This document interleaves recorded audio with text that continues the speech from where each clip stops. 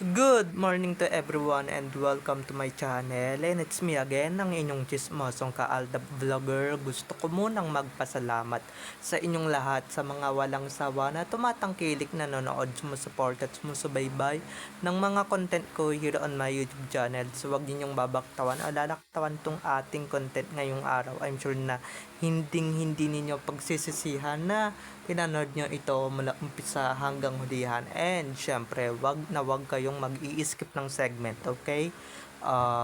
And don't forget to share this video para mas lalong dumami ang mas nakakaalam na itong ating content ngayong araw. So, at hindi ninyo pagsisisihan na pinanood nyo to, okay? So, dumako na tayo sa ating main topic for today's video. Ito ba guys yung gusto ng magbuntis or gusto ng mabuntis? Nagpipilates? Paano guys, 'di ba? So ito na guys, watch this. Mamaya ipapaliwanag ko sa inyo ng buong buo. So ito na guys, watch this.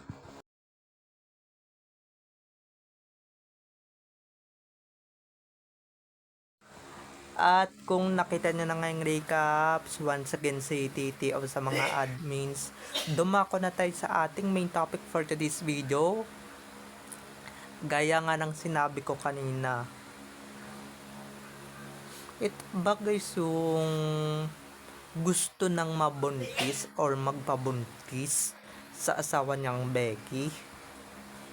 Ito ba yung klase ng babae or tao or ewan ko ba kung anong klase itong baklang to na ay di nga pala ko naniniwalang bakla to. So sige na nga, babae kung babae, itong babaeng to na magbuntis, nagpipilatics, nag-acrobatics, diba? Alam naman natin guys na pag gusto ng magbuntis talagang pahinga kung pahinga. Paano, 'di ba?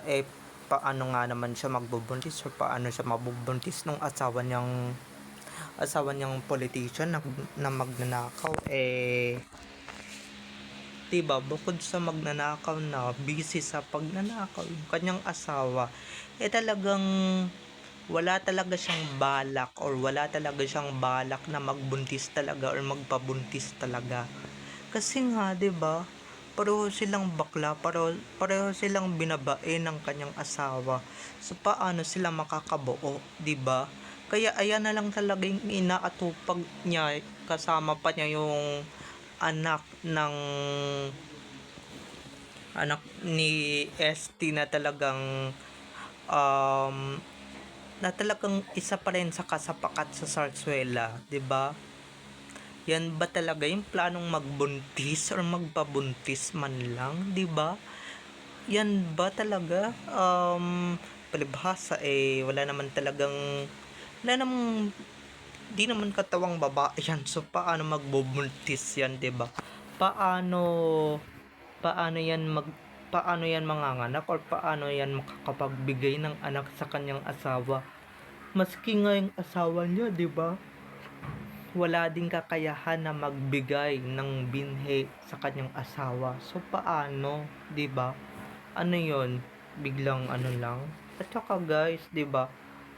Kaysa naman mabaliw siya ng bongga kasi nga hanggang ngayon wala pa silang anak, wala pa silang supreme na ipagmamalaki ni Arjo ng kanyang beloved husband. 'Di ba? Wala pa silang maipagmamalaki, hindi katulad ng totoong main, talagang ang dami ng ipagmamalaki, isang batalyon na ipagmamalaki na mga supling ng totoong main Mendoza, 'di ba? Kasi nga araw-araw yata silang gumagawa ni Alden. Araw-araw talagang may lumalabas sa kanya or kada taon, 'di ba? Paano ito? 'Di ba? Paano ito bukod sa bakla na nga, 'di ba? Talagang talagang ganyan pa yung ganyan pa talaga. Kung talagang gusto mong magpabuntis or magbuntis talaga, manahimik ka sa bahay ninyo, 'di ba? Or baka naman talaga or baka naman talaga wala talagang makitang peke or mapepeking tiyan talaga ng bonggang-bongga or mga nasusuot sa drama na talagang para magkunwari kang buntis, 'di ba? Or 'di ba? Kasi usong-uso 'yun sa mga teleserye. Total isang malaking teleserye talaga um yung buhay nila or baka ayaw nila talagang gumastos kasi wala naman talaga silang gagastusin or wala naman na talaga silang gagastusin. Kaya ayan, yan na lang talaga yung inaatupag niya sa buong buhay niya. Sa buong, sa buong buhay niya na talagang 'di ba, maski nga yan si ganda or si pangit, wala na talagang pag-asang mag-anak yan, 'di ba? Dahil wala naman talagang mabubuo yan guys, wala naman mabubuo dyan. Anong mabubuo dyan? Sorry guys sa mga kumakain na. Pero kung ano yung mabubuo dyan, tae, 'di ba?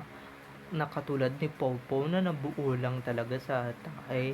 At least si Popo nabuo sa babae at lalaki. Pero yan, walang mabubuo yan dahil parehong gigewang-gewang, siwang-siwang yung mga katawan yan 'di ba? Kaya yan na lang talaga yung inaatupag niya kaysa naman ma-depress siya, matulad siya sa iba na hindi na pwedeng magbuntis, 'di ba? Kaysa naman maloka siya or mabaliw siya talaga, magsisa siya. Magsisa, alam niyo na yung sisa, okay? Yung kwento sa No Limit Tangere na talagang nabaliw.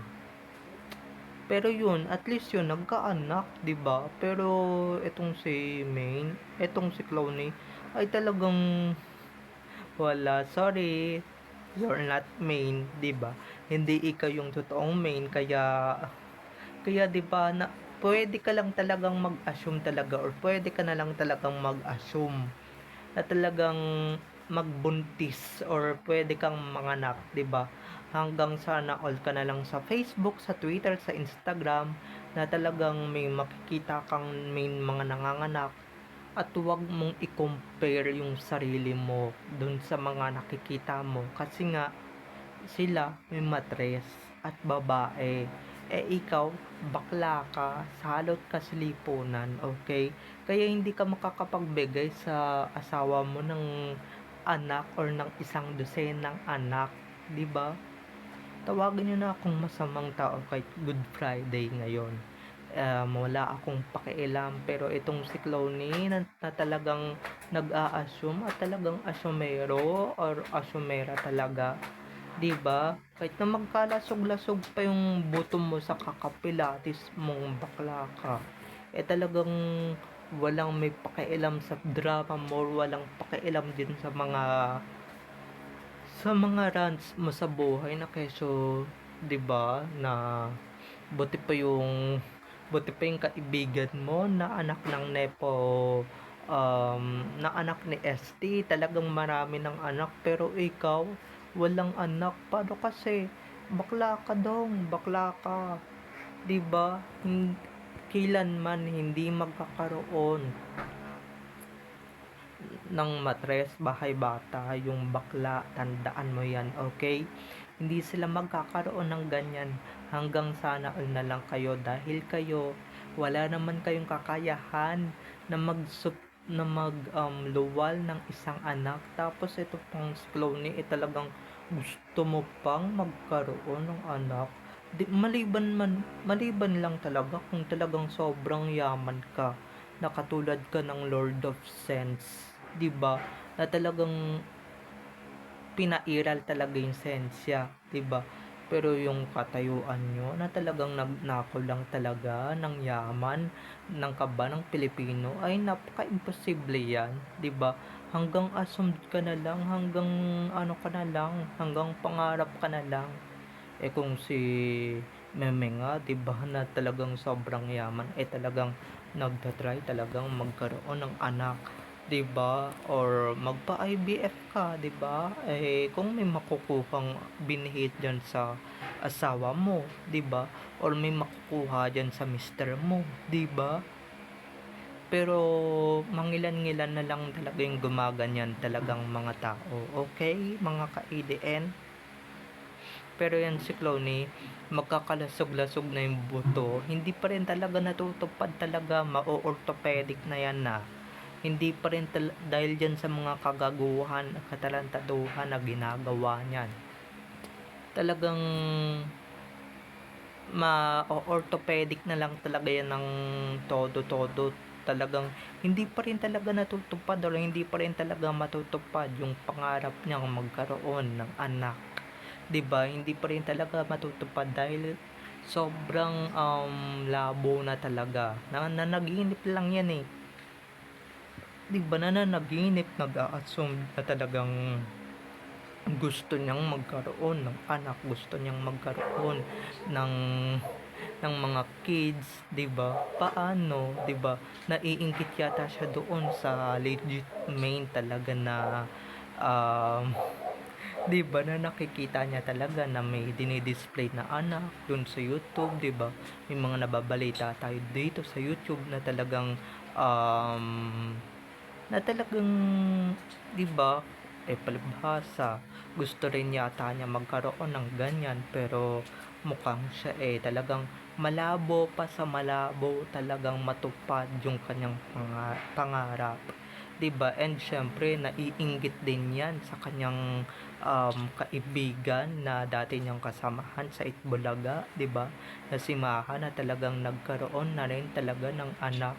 Pero sorry, sila babae sila, ikaw, 'di ba? Ikaw na talagang purot lang talaga pilates ang aatupagin mo hanggang sa mag senior citizen ka na, pero hindi ka pa rin talaga nagkakaanak, 'di ba?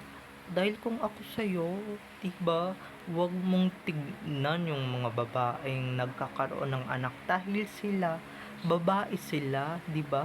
May mga asawa sila at tunay silang babae, kaya nilang magpadede, kaya nilang magluwal ng anak.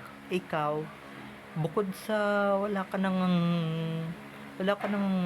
dede, 'di ba? Hindi mo pa kayang magluwal ng anak. So, ikaw pa talaga yung may ganang mag-compare sa sarili mo diyan sa mga kaibigan mo, diyan sa mga kasamahan mo, diyan sa mga babaeng nakikita mo, sa mga babaeng nakakasalamuha mo, 'di ba?